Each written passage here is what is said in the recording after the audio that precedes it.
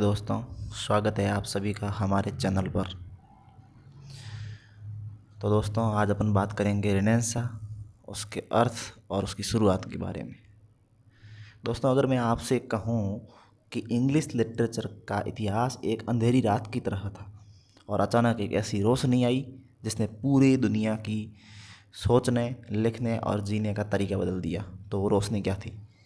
जी हाँ, वो रोशनी थी द रेनेसां, यानी कि पुनर्जागरण। क्या आप जानते हैं कि Shakespeare, Christopher Marlowe, John Milton, Edmund Spenser जैसे महान लेखकों के दिमाग में ऐसी अद्भुत कहानियाँ और कविताएं आई कहाँ से? क्यों 16वीं सदी के बीच पूरे यूरोप और इंग्लैंड में साहित्य, कला और सोच का एक नया जन्म हुआ? तो वो किसके बदौलत हुआ? वो रेनेसां के बदौलत ही हुआ। आखिर रेनेसां का असली मतलब क्या है? ये इटली से इंग्लैंड में कैसे आ गया? और ह्यूमनिज्म यानी कि मानववाद क्या था जिसने साहित्य का रुख बदला था? तो अपन रेनेसां के बारे में अभी से पढ़ना शुरू करेंगे और इस दौर के जो भी की ऑथर्स हैं और उनके जितने भी वर्क्स हैं जो हर कॉम्पिटिटिव एग्ज़ाम्स में पूछे जाते हैं, नेट, जेआरएफ और RPSC lecture, assistant professor, second grade या बी और एमए के एग्ज़ाम में पूछा जाता है, तो उनके बारे में अपन विस्तार से बात करेंगे। तो अपन शुरू करते हैं। रेनेसां क्या है? ये रेनेसां रेनेसां का हिंदी मतलब होता है पुनर्जागरण। रेनेसां के अंदर 4 डिवीज़न होते हैं। रेनेसां खुद कितने भागों में विभक्त था? 4 भागों में। इसका पहला जो भाग है वो एलिजाबेथन एज के नाम से जाना जाता है, और एलिजाबेथन एज 1558 से शुरू होकर 1603 तक चली थी। उसके बाद पीरियड आ जाता है जैकोबियन एज, जो 1603 से 1625 तक चला था, और उसके बाद आ जाती है कैरोलिन एज, जो 1649 तक चली थी, और उसके बाद आता है कॉमनवेल्थ पीरियड या प्यूरिटन एज, जो कि 1660 तक चली थी। और यहाँ तक रेनेसां का माना जाता है, यहाँ तक रेनेसां चला था। तो हम रेनेसां का जो उत्पत्ति कहाँ से हुई और उसका अर्थ क्या है उसके बारे में देखते हैं। जो रेनेसां शब्द है, the word renaissance is derived from the French word meaning rebirth और रीअवेकनिंग, यानी कि पुनर्जन्म या फिर पुनर्जागरण। और अगर इस लैटिन की बात करें तो अगर यह लैटिन के रिनेसी शब्द से इसका निर्माण हुआ है। कल्चरल हिस्ट्री, साहित्यिक और सांस्कृतिक इतिहास में इसको revival of the classical and Greek and Roman art और लिटरेचर, फिलोसफी और लर्निंग के नाम से जाना जाता है। इसका मतलब यह हुआ कि रेनेसां के काल में ग्रीक और रोमन की जो कला, साहित्य और जो उनका मनोविज्ञान और उनका जो दर्शन था, उनका जो ज्ञान था, उनको रिवाइव किया गया था इंग्लैंड में। उसको कहते हैं रेनेसां। इसकी शुरुआत कहाँ से हुई? ज्योग्राफिकल, भौगोलिक शुरुआत इसकी कहाँ से हुई थी? तो इसकी इटली से शुरुआत मानी जाती है। रेनेसां ओरिजिनेटेड इन इटली, और इटली के प्रसिद्ध शहर फ्लोरेंस से, वेनिस और रोम से इसकी शुरुआत मानी जाती है 14वीं शताब्दी से। ये इंग्लैंड में कब आया? Arrival in England, it arrival late in England. ये शुरुआत से शुरू होते इंग्लैंड में नहीं आया, ये लगभग 1500 के आसपास इंग्लैंड में आता है। और इसकी पीक पर ये कब रहता है? जब क्वीन एलिजाबेथ का शासनकाल होता है, और lasting until the restoration of the monarchy in 1660 तक, जब कॉमनवेल्थ पीरियड यानी कि रिचर्ड क्रॉमवेल की मृत्यु तक यह पीरियड चलता रहता है। उसके बाद न्यू क्लासिकल पीरियड की शुरुआत होती है। इस पीरियड को रेनेसां के नाम से जाना जाता है। तो इसमें आपने देखा कि इटिमोलॉजिकल मीनिंग क्या है इसका, ज्योग्राफिकल बिगनिंग्स का है क्या है, कहाँ से हुई, और ये इंग्लैंड में कैसे आया। चलिए आगे बढ़ते हैं। की शिफ्ट क्या है? It mark the transition of Europe from the medieval period often referred to as dark ages dominated by feudalism and strict religious dogma to the modern era। Renaissance से क्या हुआ? रेनेसां से जो फ्यूडलिज्म था और जो रिलीजियस डोगमा था वो सब खत्म हो गया, और ये जो डार्क एज थी वहाँ से ये रेनेसां किस तरफ क्या है? मॉडर्न एरा की तरफ आ गया। मिडेवल पीरियड से मॉडर्न की तरफ आ गया। अब ऐसे क्या कारण थे जिनकी वजह से रेनेसां का विकास हुआ? फॉल ऑफ कॉन्स्टेंटिनोपल 1453 में, वैन द ऑटोमन या टर्क्स जो थे वो कॉन्क्वर कर देते हैं कॉन्स्टेंटिनोपल को, एंड द कैपिटल थी जो बाइजेंटिन एम्पायर की, वहाँ पे किसका कब्जा होता है, ऑटोमन्स का कब्जा होता है, और ग्रीक स्कॉलर्स जो थे वो वहाँ से भाग जाते हैं और इटली में आ जाते हैं, और अपने साथ rare ancient manuscripts and Plato, Aristotle और होमर की जो पुरानी किताबें थी वो लेकर आ गए थे साथ में। और this triggered A revival of the classical scholarship, और इसी की वजह से जो पुरानी क्लासिकल लर्निंग थी उसका क्या हुआ, रिवाइवल हुआ, और इटली से इसकी रेनेसा की शुरुआत हो जाती है। उसके बाद था invention of the printing press 1440।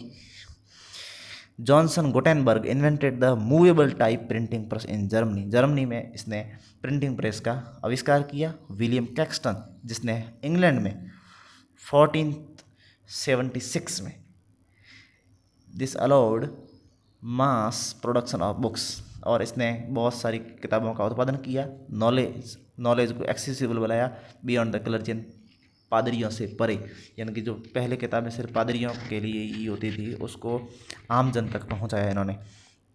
Protestant reformation, Protestant reformation कैसे हुआ, रिफॉर्मेशन में सुधार कैसे है, इनिशिएटेड बाय मार्टिन लूथर इन 1517 में, 1517 में मार्टिन लूथर द्वारा ये मूवमेंट शुरू किया गया था। रिफॉर्मेशन ने चैलेंज कर दिया absolute authority of the Catholic church, Catholic church की जो वहाँ पे डोमिनेशन था उसको उन्होंने क्या किया, चैलेंज किया, और इनकरेजिंग इंडिपेंडेंट थिंकिंग और personal interpretations of scriptures and the religious debate, और वहाँ पर धार्मिक बहसें छिड़ने लगी।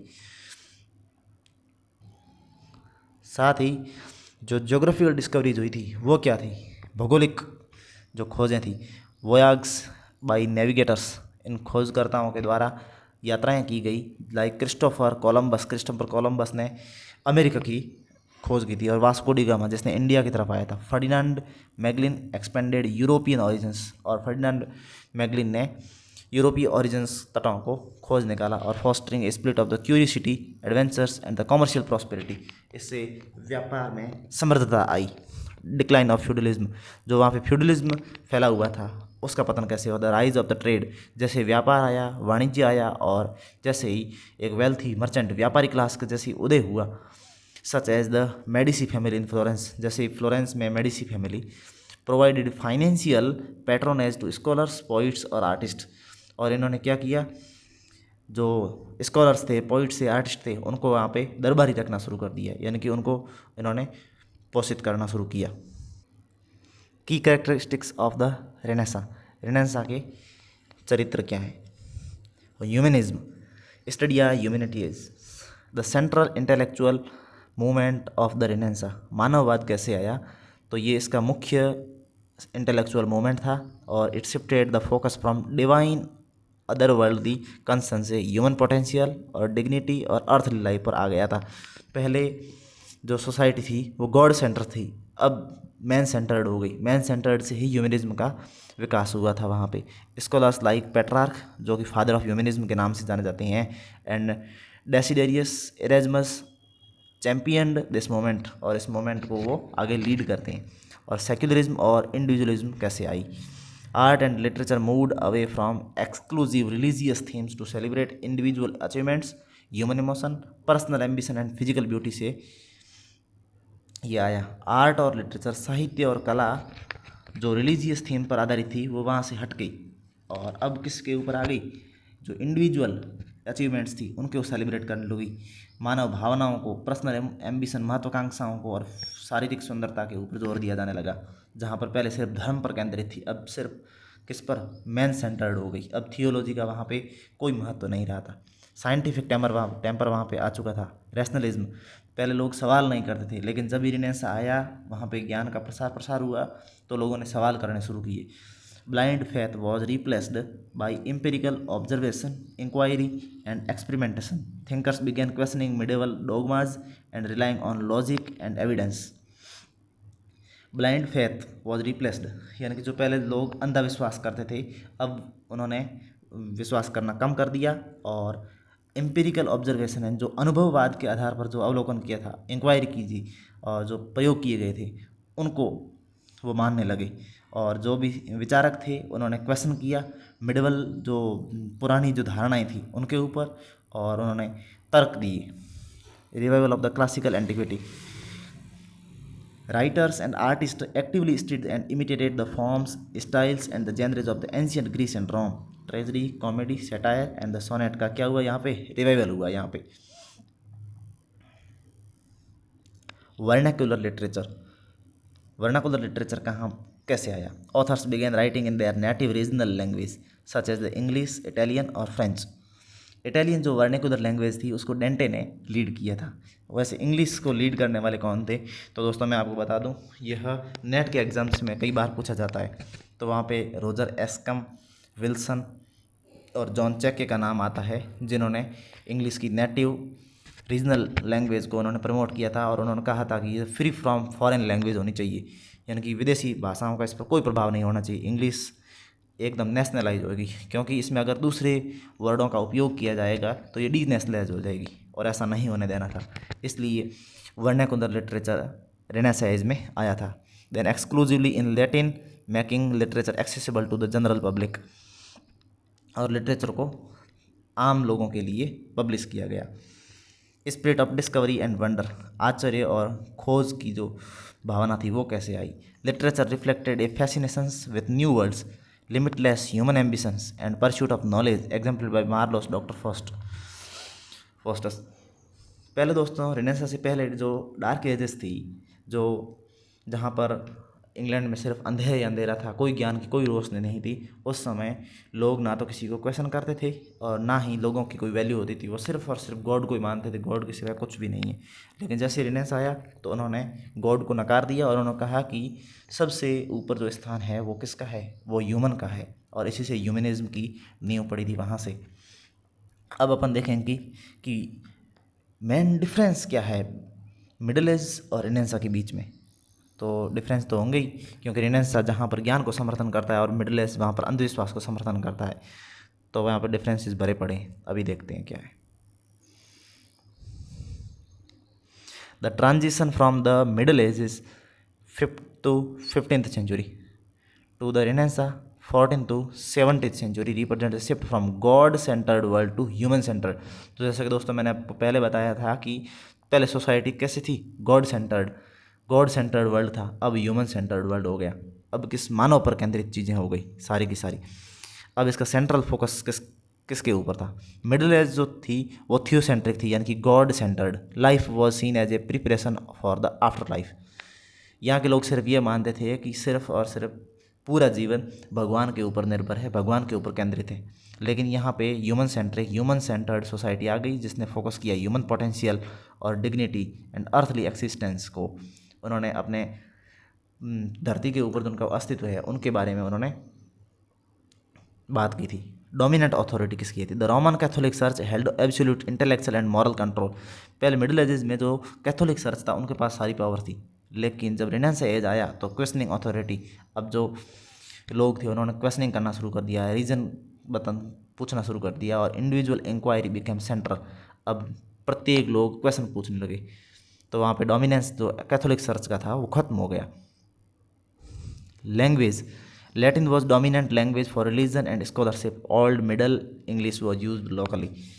जो लोकल लोग थे वो तो ओल्ड इंग्लिश यूज़ करते थे, लेकिन जो समृद्ध लोग थे, प्रॉस्पेरिटी जो लोग थे, वो लैटिन लैंग्वेज यूज़ करते थे रिलीजन के लिए और विद्वान बनने के लिए।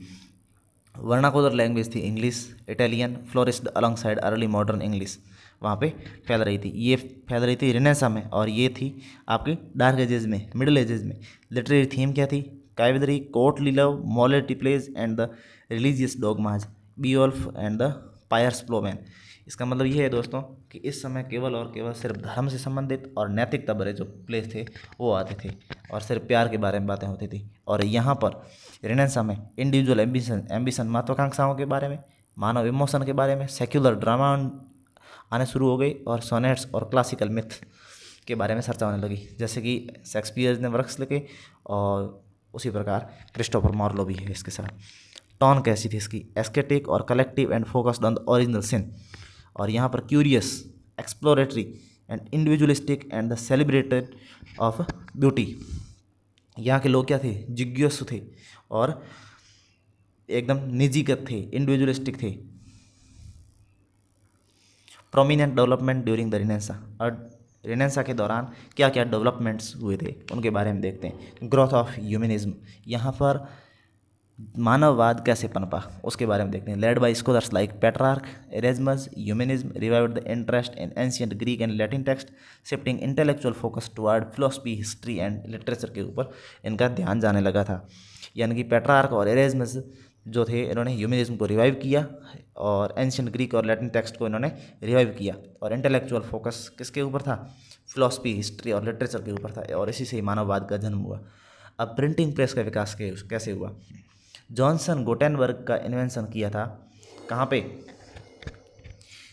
जर्मनी में।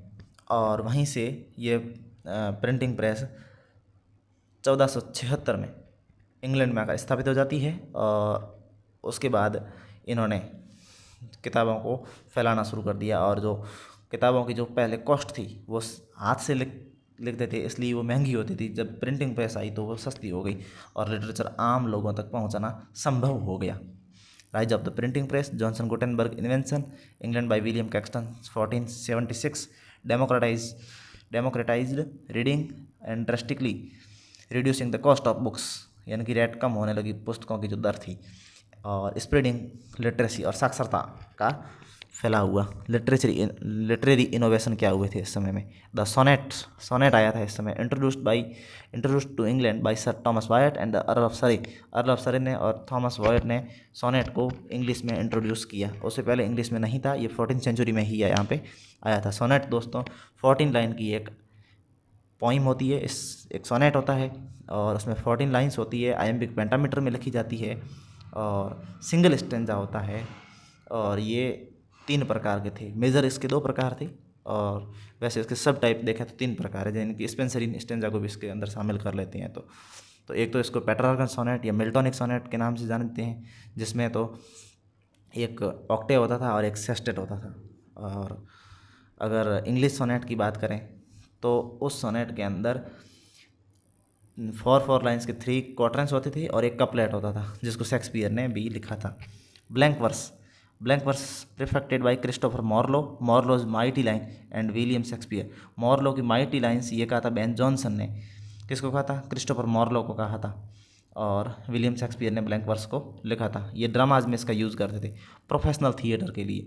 The establishment of permanent and public theatres in London में स्थापित हुए थे। Example the Globe theatres and the Rose. ये जो ग्लोब थिएटर्स था, इसमें शेक्सपियर के भी शेयर्स थे इसमें अंदर। रिलीजियस रिफॉर्मेशन, उस समय धार्मिक सुधार क्या हुए? द प्रोटेस्टेंट रिफॉर्मेशन, जो प्रोटेस्टेंट थे उनके अंदर क्या सुधार हुए? स्प्रेहेडेड बाय मार्टिन लूथर के द्वारा इसको लीड किया गया, and King Henry eighth and break from Rome and encourage direct reading and scriptures from the personal religious inquiry यहाँ पे हुई थी। साइंटिफिक टेम्पर आ गया। Early seeds the scientific method were shown in the thinkers like Francis Bacon, Copernicus and replacing dogma of by empirical observation. यहाँ पे अनुभववाद के अवलोकन का विकास हुआ था, जिसमें फ्रांसिस बेकन को सबसे आगे माना जाता है। फ्रांसिस बेकन का एक वर्क है जो साइंटिफिक में एडवांसमेंट ऑफ लर्निंग। उसके बाद में देखते हैं introduction to the Elizabethan age. तो एलिजाबेथन एज अपन उसके नेक्स्ट एपिसोड में करेंगे।